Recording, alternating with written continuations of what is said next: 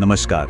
आज हम बात करने वाले हैं ब्लैक होल्स की, ब्रह्मांड की सबसे रहस्यमयी, सबसे अजीब चीजों में से एक। और इसकी प्रेरणा हमें मिली है सिनेमा के एक ऐसे सीन से जिसे देखकर आज भी दिमाग घूम जाता है। क्रिस्टोफर नोलन की फिल्म इंटरस्टेलर का वो क्लाइमैक्स याद है, जब फिल्म का हीरो कूपर अपने स्पेसक्राफ्ट के साथ गारगैंचुआ नाम के एक बहुत बड़े ब्लैक होल में गिर जाता है। चारों तरफ बस घना अंधेरा, और फिर वो पहुंचता है एक ऐसी जगह जहां समय और स्पेस के सारे नियम ही बदल जाते हैं। लेकिन इस सीन ने एक बहुत बड़ा सवाल खड़ा कर दिया। अगर असल जिंदगी में कोई इंसान ब्लैक होल में गिर जाए तो उसके साथ क्या होगा? क्या वो भी किसी दूसरी दुनिया में पहुंच जाएगा? चलिए आज इसे विज्ञान और कल्पना के बीच के फर्क को समझने की कोशिश करते हैं।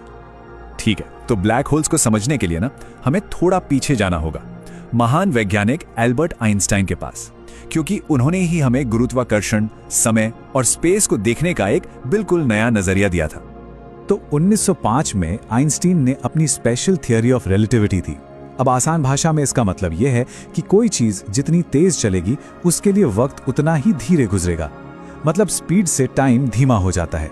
इसे काइनेमैटिक टाइम डायलेशन कहते हैं। फिर 10 साल बाद I general theory of relativity, और इसने तो सब कुछ बदल दिया। आइंस्टाइन ने कहा कि गुरुत्वाकर्षण कोई फोर्स नहीं है, बल्कि भारी चीजों की वजह से स्पेस टाइम में आया एक मोड़ या झुकाव है, और गुरुत्वाकर्षण जितना ज्यादा होगा समय उतना ही धीरे चलेगा। बिल्कुल इंटरस्टेलर की तरह, जहां उस ब्लैक होल के पास वाले ग्रह पर बिताया 1 घंटा धरती के 7 सालों के बराबर था। तो मतलब आइंस्टीन के हिसाब से समय को धीमा करने के 2 तरीके हैं। या तो आप लाइट की स्पीड के करीब सफर करें, या फिर किसी बहुत बहुत भारी चीज के पास चले जाएं जहां जबरदस्त ग्रेविटी हो। आइंस्टीन ने स्पेस टाइम को समझने के लिए एक बढ़िया उदाहरण दिया। सोचिए कि स्पेस टाइम एक बड़ी तनी हुई चादर की तरह है। अब अगर आप उस पर एक भारी गेंद रखेंगे तो चादर बीच में से झुक जाएगी। बस यही झुकाव गुरुत्वाकर्षण है, और ये इतना ताकतवर होता है कि चीजों को ही नहीं बल्कि रोशनी को भी मोड़ देता है। चलिए अब इसी समझ के साथ सीधा चलते हैं ब्लैक होल्स की दुनिया में। देखते हैं कि ये ब्रह्मांड के राक्षस आखिर बनते कैसे हैं और इनके अंदर होता क्या क्या है। तो एक ब्लैक होल की कहानी शुरू होती है एक बहुत बड़े तारे से, हमारे सूरज से कई कई गुना बड़े। जब इस तारे का ईंधन खत्म हो जाता है तो वो अपने ही वजन के नीचे दबकर सिकुड़ने लगता है। फिर एक जबरदस्त धमाका होता है जिसे हम सुपरनोवा कहते हैं, और अगर धमाके के बाद भी बचा हुआ हिस्सा काफी भारी हो तो वो सिकुड़कर एक ब्लैक होल बन जाता है। वैसे चंद्रशेखर लिमिट के हिसाब से हमारा सूरज इतना बड़ा नहीं है कि वो कभी ब्लैक होल बन सके। और हाँ, सारे ब्लैक होल्स एक जैसे नहीं होते। मोटे तौर पर ये कुछ तरह के होते हैं। स्टेलर ब्लैक होल सबसे आम है, जो तारों से बनते हैं। फिर आते हैं सुपरमैसिव ब्लैक होल्स, जो हमारी मिल्की वे जैसी आकाशगंगाओं के सेंटर में होते हैं। और कुछ ऐसे भी हैं जो अभी सिर्फ थियरी में हैं, जैसे प्राइमोर्डियल और इंटरमीडिएट ब्लैक होल्स। अब एक मजेदार बात, ब्लैक होल अपने नाम के बावजूद पूरी तरह काले नहीं होते।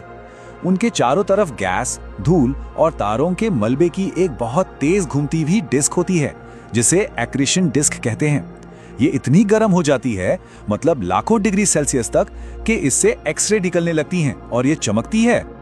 एक्रीशन डिस्क के ठीक अंदर एक और खास जगह होती है, फोटॉन स्फीयर। यहाँ ग्रेविटी इतनी ताकतवर है कि रोशनी के कण यानी फोटॉन्स ब्लैक होल के चक्कर लगाने लगते हैं। कहते हैं कि अगर कोई इंसान वहां खड़ा हो सके तो उसे अपने ही सिर का पिछला हिस्सा दिखाई देगा, क्योंकि रोशनी घूमकर वापस उसकी आंखों तक आ जाएगी। और इसके बाद आती है वो अदृश्य लाइन, वो बाउंड्री, जिसे इवेंट होराइजन कहते हैं। ये वो जगह है जहां से वापसी का कोई रास्ता नहीं। ये सचमुच में पॉइंट ऑफ नो रिटर्न है। एक बार आपने इसे पार कर लिया तो फिर कुछ भी, यहां तक कि रोशनी भी बाहर नहीं आ सकती। तो फिर इवेंट होराइजन के अंदर उस ब्लैक होल के दिल में क्या है? थ्योरी कहती है कि वहां सिंगुलैरिटी है, एक ऐसा पॉइंट जहां स्पेस टाइम का झुकाव और घनत्व दोनों अनंत हो जाते हैं, और फिजिक्स के वो सारे नियम जो हम जानते हैं वो सब वहां आकर टूट जाते हैं। तो चलिए अब वापस उसी सवाल पर आते हैं जहां से हमने शुरू किया था। इंटरस्टेलर में जो दिखाया गया, क्या वो सच हो सकता है? आइए विज्ञान की सच्चाई और कहानी की कल्पना को आमने सामने रखते हैं। देखिए, आज का विज्ञान इस बारे में बिल्कुल साफ है। अगर कोई इंसान इवेंट होराइजन को पार कर ले तो जबरदस्त गुरुत्वाकर्षण की वजह से वो मिली सेकंड्स में ही टुकड़ों में बिखर जाएगा। बचने का कोई रास्ता नहीं है। ये स्लाइड इस फर्क को बहुत अच्छे से दिखाती है। एक तरफ विज्ञान है जो कहता है कि सब कुछ तुरंत खत्म हो जाएगा, और दूसरी तरफ सिनेमा की कल्पना है जो हमें किसी दूसरी गैलेक्सी या एक 5 डायमेंशनल दुनिया में ले जाती है। वैसे ये जो वर्म होल का आइडिया है ना, ये भी आइंस्टाइन के समीकरणों से ही निकला है।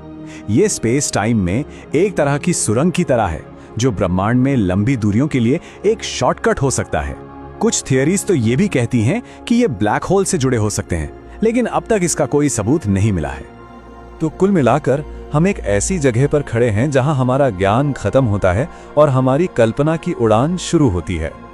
विज्ञान का फैसला बिल्कुल साफ है। एक बार आप इवेंट होराइजन के पार गए तो बाहर निकलने का कोई रास्ता नहीं है। ये एक वन वे टिकट है। लेकिन शायद यही तो इंसानी दिमाग की खूबसूरती है। हमारी कल्पना ही हमें ऐसे नामुमकिन लगने वाले सवालों के जवाब खोजने के लिए उकसाती है, और यही जुनून साइंस और कहानियों दोनों को आगे बढ़ाता है। और ये खोजें रंग भी ला रही हैं। 2019 में इवेंट होराइजन टेलीस्कोप ने इतिहास में पहली बार एक असली ब्लैक होल की तस्वीर खींची। इसने साबित कर दिया कि ये चीजें सिर्फ कागज पर नहीं बल्कि हकीकत में मौजूद हैं। ब्लैक होल्स हमें ये याद दिलाते हैं कि हम कितना कम जानते हैं। वे हमारे ज्ञान की सीमाओं को दिखाते हैं, और ये हमें सोचने पे मजबूर करता है कि ये ब्रह्मांड अपने अंदर और कौन-कौन से राज छिपाए बैठा है जिनके खुलने का हम इंतजार कर रहे हैं।